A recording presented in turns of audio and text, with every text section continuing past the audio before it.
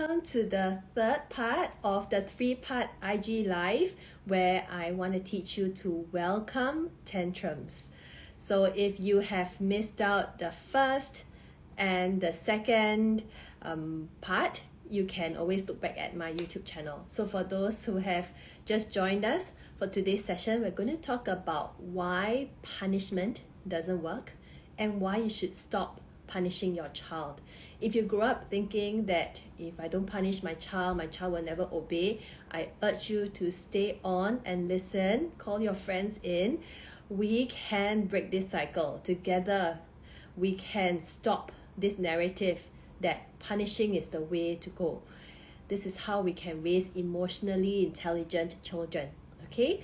So why am I talking about punishment? Because many parents, in a bid to try to stop a tantrum, they tend to punish. It is a quick fix. And for us, we are all looking for quick fixes, unfortunately. Okay? So to stop the tantrum, parents punish and they are using fear to try to control the child. Now let's make sure that we are all on the same page. So I will first talk about what is punishment. Okay, so I went to read up and do my research. So I want to read out word for word what punishment is from what I have gathered. A punishment is an act that causes physical or psychological pain and suffering to a child in order to gain compliance and establish authority. So there are two types of punishment here we're talking about. We're talking about physical punishment and psychological punishment. So physical punishment is something we probably all understand and know. So spanking, caning, pinching, slapping or hitting a child. So these are some forms of physical punishment. The other is psychological punishment. Have you heard of that term before? Psychological punishment refers to yelling, threatening, refusing to speak to a child. So these are things that we do to play with the minds of the child, to punish them. So my question to you is, since some parents, they use fear to control their child. My question to you right now, just answer and tell me what you think, okay? Do you think kids can learn under fear? Type it in the comments. Is it a yes or a no? Can children learn under fear? I will explain why I want to ask this question, okay? But I want to hear your thoughts. Can they pick up better behavior under fear? Right, thank you for sharing. Caroline, Chewy, Donnie, Xiaohan. No. Nuran Nasir says no. Val says no. Thank you very much. This is science. You know, if you are under pressure, your body is just going to focus on keeping you alive. You know, sometimes your heart beat faster, right? Or you have sweaty palms because you are afraid, right? So your body is trying to cope with all these emotions going on in your mind. Do you think your brain can start processing whatever you've learned? No. So why do people think, I don't get it, why do people think that when I punish the child will put up better behavior? No, that's not how it works. For children to learn, they need to learn skills. They need practice, just like playing tennis. Like I've said it in my email series to you guys. If you're on my email series, you received that email I shared about, you know how when you want to play tennis, you got to first learn how to hold the racket. You got to learn the forehand, the backhand, the strokes. And guess what? You have to practice. It doesn't mean you go for one session, you learn how to do it, you will be able to play tennis well. Just like teaching our kids emotions, it doesn't mean that today you teach them to label their feelings, tomorrow they will be able to label their feelings and manage their emotions. No, it also doesn't mean that if you teach them breathing techniques, the next day they will know how to do it. Unfortunately, learning emotion regulation is a skill. Okay, parent asks, does it apply to adults too? Yeah, it applies. If we are under fear, we are not able to think carefully. So for example, if you're giving a talk like me now, right? For example, maybe somehow I'm just very exhausted. I cannot speak properly. So our prefrontal cortex, which is responsible for all the executive functioning, will not be able to work at 100%. So why do people still punish? Very simple. It achieves the result of getting the kids to comply in the short term. Fear-based parenting will not work in the long term. Why? Now your kids are young, right? They are 2, 3, maybe 5, 6 years old, and they are short. Literally, they're short. You're tall. They're younger. They don't have enough words to speak. They don't know enough vocabulary, but you do know. So you can control them, and when you use fear and punishment, they will stop crying immediately. You can say, I'm going to count to 3. You have to stop crying. 1, 2, 3. Right? And the kids will stop. Why? Because they're so afraid. They're so afraid that they will lose the love of the people who mean the world to them.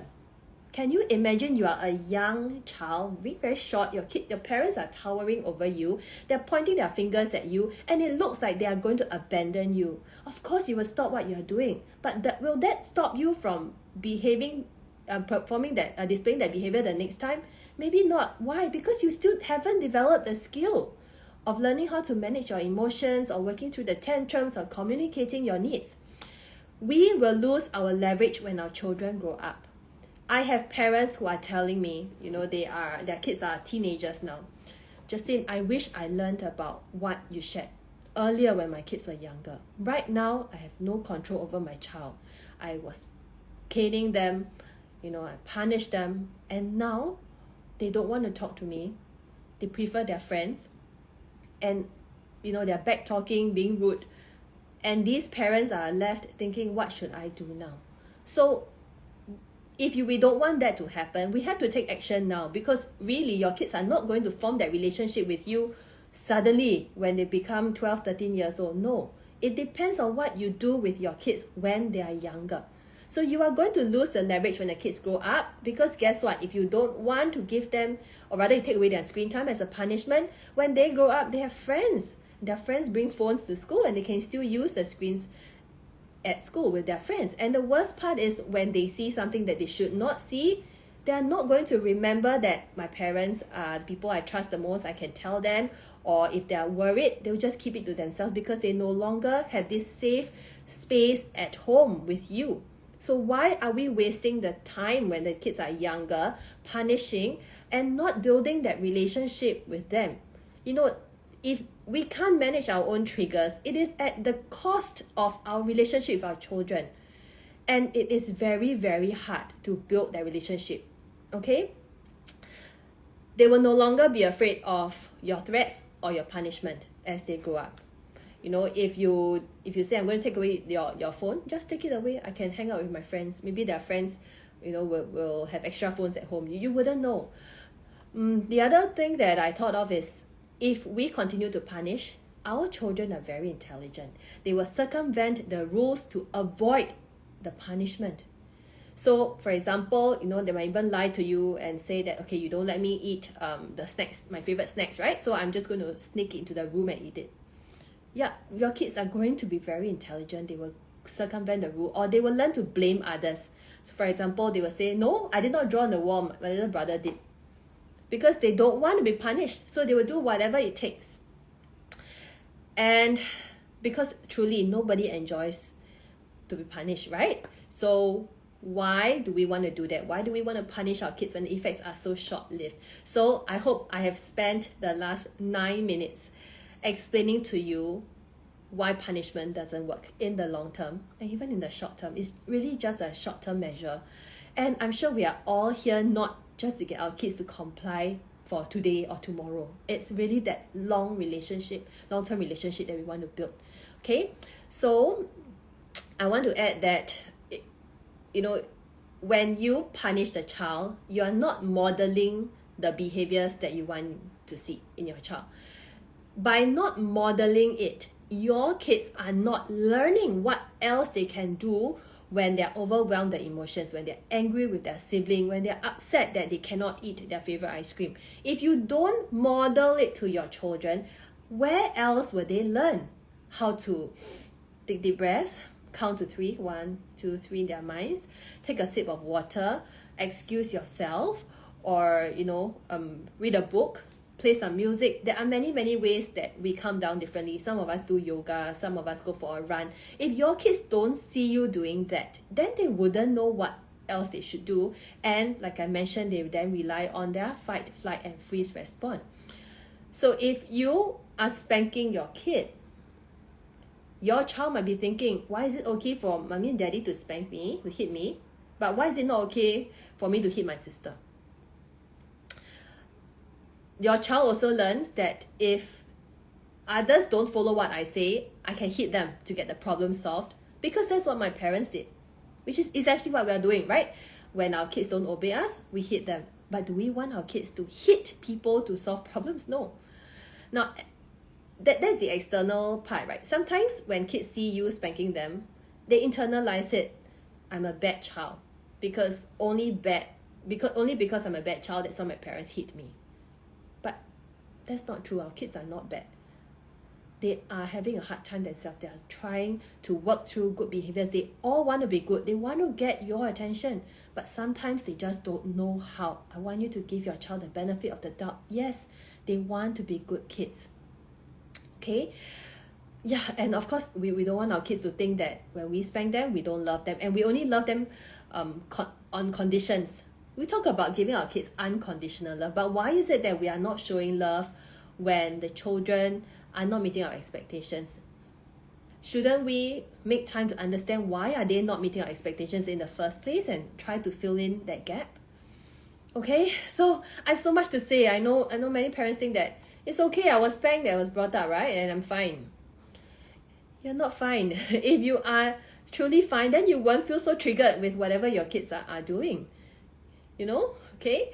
So what do we do? Now, finally, I'm going to come into the point of today's session. So if you watched the first session, I talked about press the pause button. Okay, when you are triggered, your child throws a tantrum, press the pause button.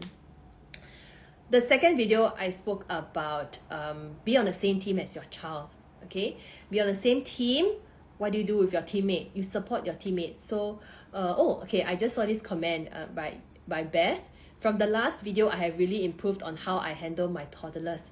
This is amazing. It's just one video. It's a mindset shift that your toddlers are not out to get you. Now, today's takeaway, all right, is also a very short phrase you can remember. I want you to partner, not punish. Partner, not punish. So how do we partner with our kids? If you are going to partner with them, it means you're going to work with them, right? Like your colleagues at work, you're partnering with your colleagues, co-workers, right? So when you partner with someone, you are going to co-regulate with your child because you're going to partner your child to become better. You are going to validate every emotion that your child has because honestly, all emotions are valid. Then you are going to help them through the big emotions. This is how you partner with your child. And finally, you need to help them through the problem-solving process. So instead of punishing them and expecting them to learn, I want you to partner with them to work through that problem-solving process.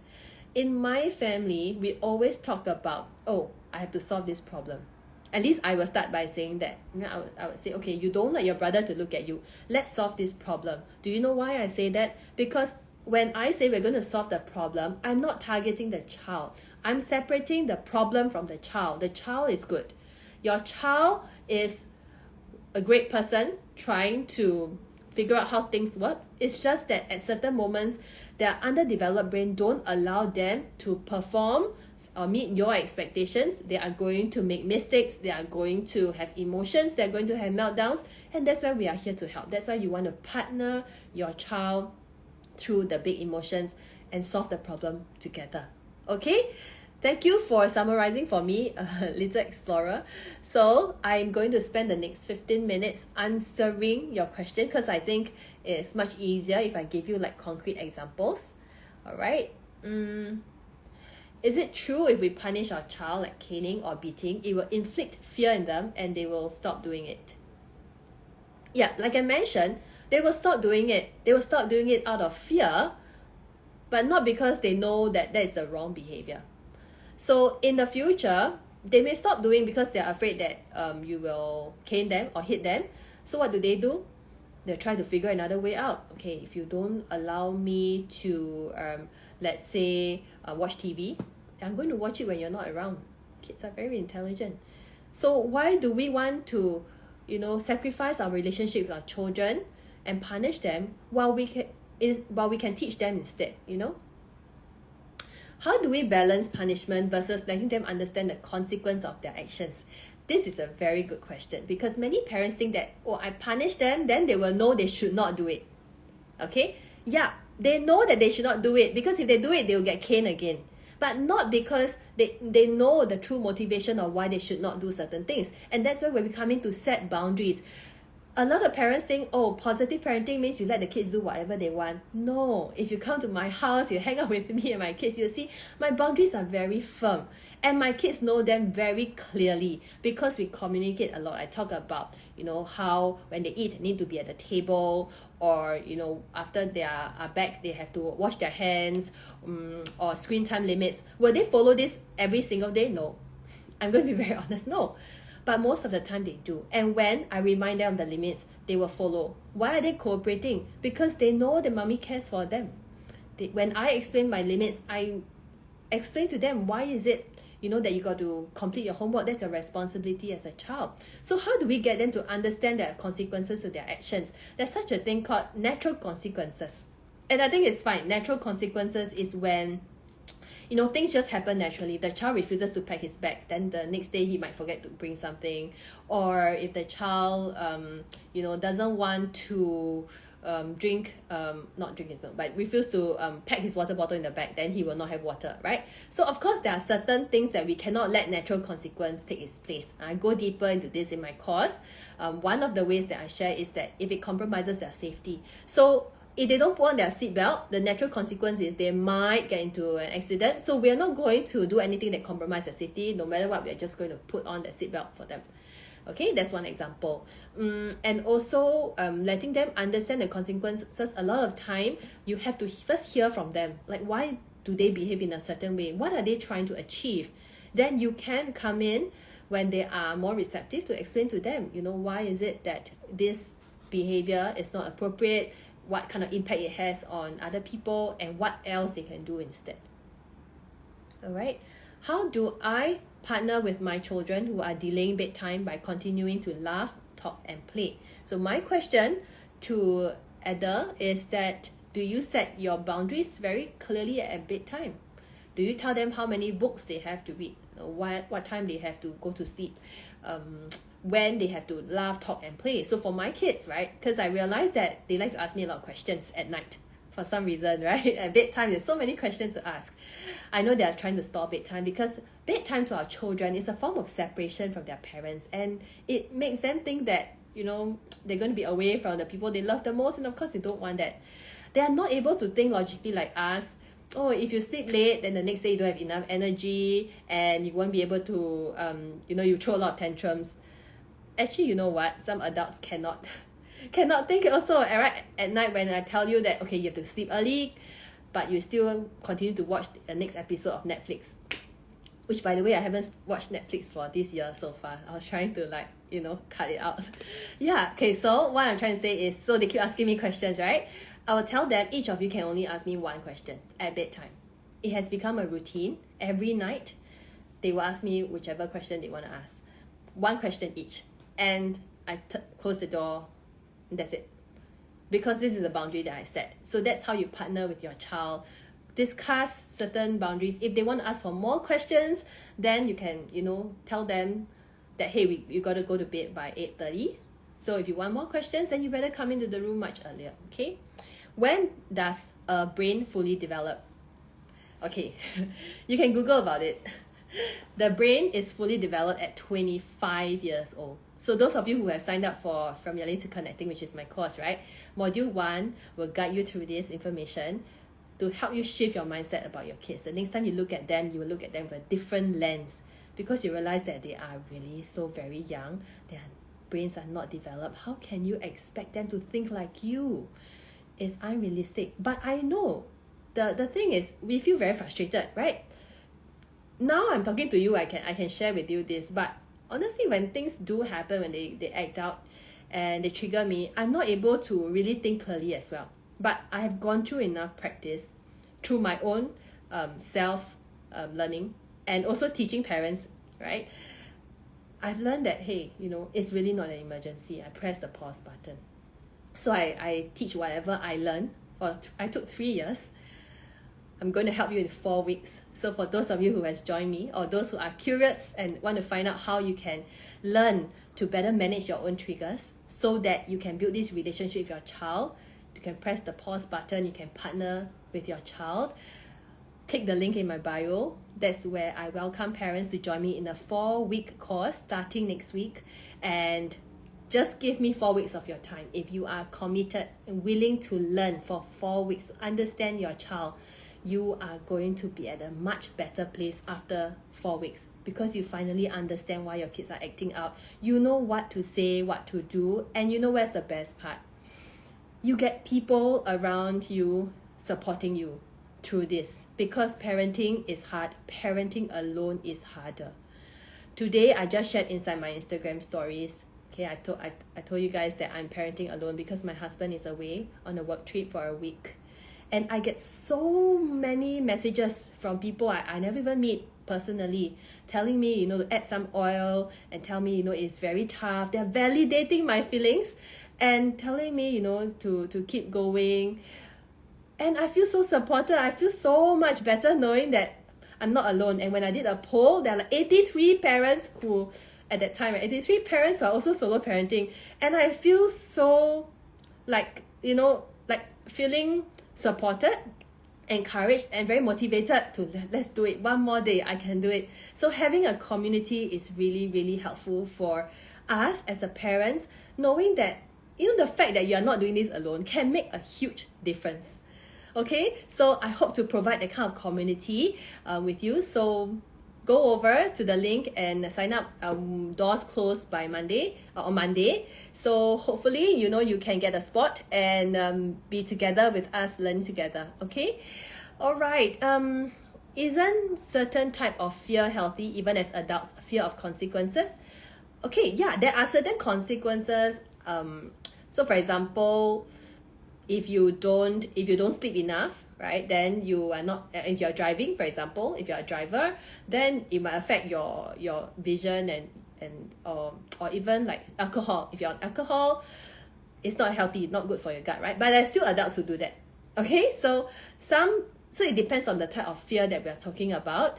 Of course, a little bit of stress is fine, but not to the extent where it will harm your body. What to do with a 9-year-old that don't listen at all? Watch video 1, watch video 1, watch video 2, and understand why is the child not listening. It's very, very important to dig deeper to find out why is your 9-year-old not opening up to you. What is going on in your child's mind? Okay? What if they don't respond well to firm boundaries? Then what should I do? Same thing. Why are they not responding well to boundaries? Why are they not following your boundaries? So if your kids are older, I would actually recommend that they help to set the boundaries so they can take ownership for whatever rules that they have set. 6-year-old throws a tantrum every time things don't go his way. It's manageable in the morning but gets tiring as the day goes by. Indeed. So firstly, right, these tantrums is emotional outburst by your child. If you are not going to show your calm, and if you join in, then it will make it harder. And number 2, by the end of the day, people are tired.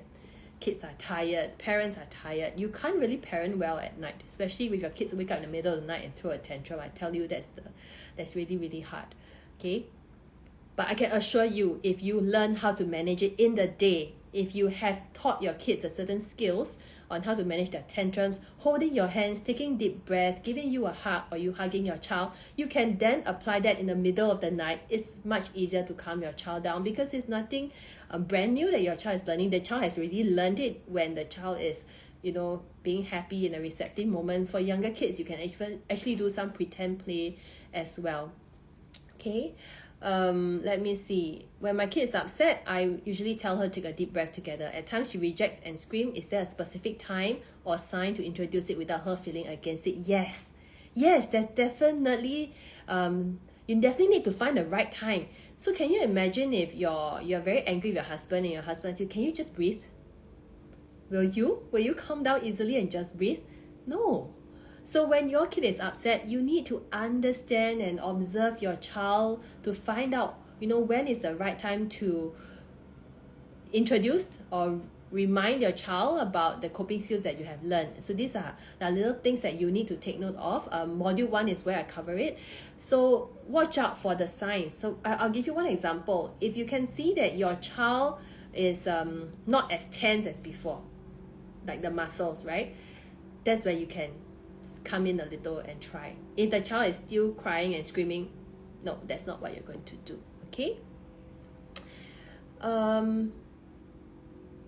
For my 15 months old, I've been tapping her hand firmly and saying no to her, not to touch the fan or electrical socket. Is it okay for such a young child as a baseline of, is this okay for such a young child as a baseline for setting boundaries? Yeah, why not, right? So for a young child, 15 months old, actually what I will do, as much as possible, I'll try to put that safety plug into the socket so that the child will not touch it, or maybe use a cabinet to block it.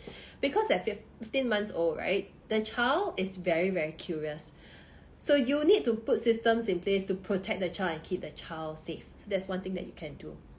4-year-old suddenly bites himself when angry or scratch people, also sometimes wanting to hurt others. How do I deal with it? So this behavior of biting, scratching, and hurting others has a feeling that's driving those behavior. So why is the child biting? Maybe, the mother actually mentioned that the child is angry. So how do we help the child with the anger? How do we teach the child to cope with the anger? Now, like I mentioned earlier in the call, doesn't mean you teach the child today, your child will learn it tomorrow.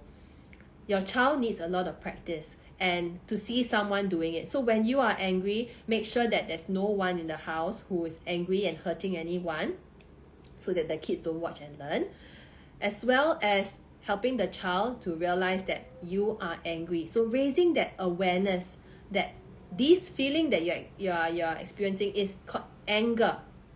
So when the child can relate anger to the feeling, in future the child can tell you, I feel angry. I really take a very long time to get my son to finally work through the anger management. You can also use stories. I use stories a lot, and I would say we go through different phases. Like he got better and some triggers again, so you got to watch out. And also with screen time, some kids are very easily stimulated when they watch too much screens. It's not their fault, because it's just their brains are not at the stage where they can trying to work through that stimulation, because whatever they watch is happening so quickly, and suddenly when you switch it off, the brain is still moving very quickly, but the body is not able to then match up. Okay. Let me see. Every single night I bring them up to their room to sleep, but they just don't sleep. I read book with them and tuck them into the blanket. Still I have to scold them to sleep. Okay, so the thing about sleep, like I mentioned, it's a form of separation from you. So you need to make sure that you meet their needs before bedtime. So I like that the parent is reading to the child, tucking them to bed. Perhaps they want a little bit more. I don't know. Maybe the kids come back late from childcare and you're also late from work. Can you fill in their buckets with during little pockets of time in the day? Okay. As for getting them to sleep, for very young kids, it's very common for them to stop bedtime. And like if you have more than one child, right? After I close the door, I can hear them chatting and talking. If I put them to bed earlier, I wouldn't mind that, because I feel like it's bonding between them, and in future when they grow up, they'll remember these little night conversations they have. So also manage your own trigger, knowing that if they are going to play a lot more, then you want to shift bedtime a bit earlier. And finally, one of the tips that I want to share is, because inside my Sprout membership, this parenting membership I have, where parents are with me throughout, so every month I support them, we actually had an interview with a sleep expert. Simply on purpose. So Ruth, right, she actually shared that however the children sleep at night is very much dependent on how they are in the day. So if they are they're not having their rest in the day, like certain downtimes, it will actually affect their night sleep. Okay, so yes, you want to make sure that you fill up their love tank in the day. And also, of course, set very clear routines. Okay, Cassandra said, I love that you are passionate about this. Yeah, I really love talking about this punishment thing and helping our kids. I think it's really, really important. Can I attend your workshop as an educator? You mean my course? Yes, I have educators coming in. I have occupational therapists learning as well. We're all here together, and I think the wonderful thing is we can learn from one another. So the occupational therapist, she actually shared a lot of tips as well in our private Facebook group. And these educators, because whatever we learn in positive parenting, it can also be applied to positive discipline in the classroom. Okay? I hug and validate my child's emotions, but the child cannot let go and insists that he is right. How should I continue? If you find that your child is like back talking or not able to process and or not even trying to listen to what you say, you know that's the wrong time. So don't even continue. Just wait. Sometimes I will wait for 24 hours before I address the issue with my child because I wanted to find the right time. You want to be a very effective parent. So don't waste your energy trying to teach your child when the child is overwhelmed with emotions. It's just a waste of your time. So just make time to listen, okay? Be there, hold space for your child. Really genuinely listen to why are you behaving this way. I really want to find out. I really want to help you. And that's how you can partner and not punish your child.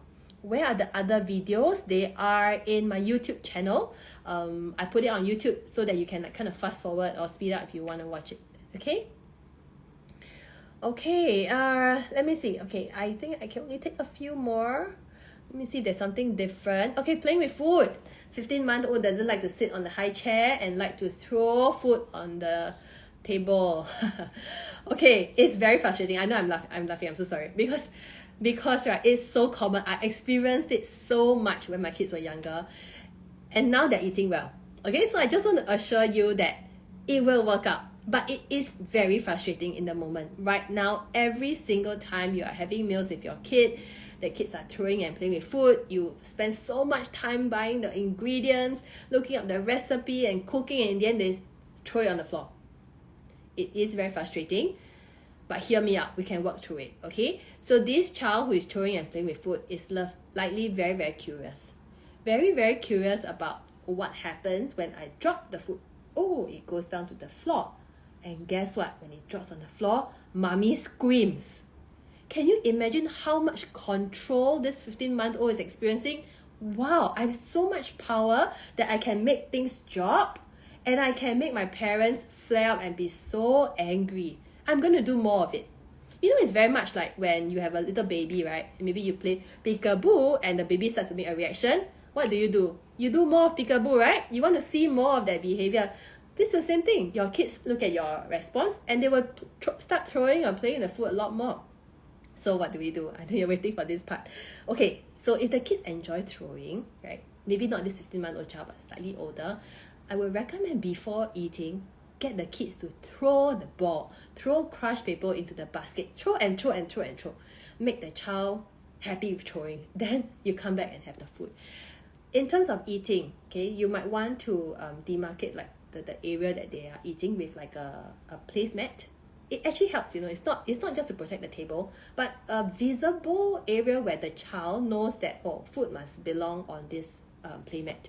Okay, and of course you have your bowls and your plate. Now when your child starts throwing, look at your child in the eye. Okay, for example, the food, right? Food in the bowl. Please don't say, don't throw the food. Because a 16-month-old or 15-month-old cannot put don't and throw together and understand that I should not do it. When they hear the word throw, if they have some form of understanding, they will just throw. Okay, so food on the table, food on the bowl.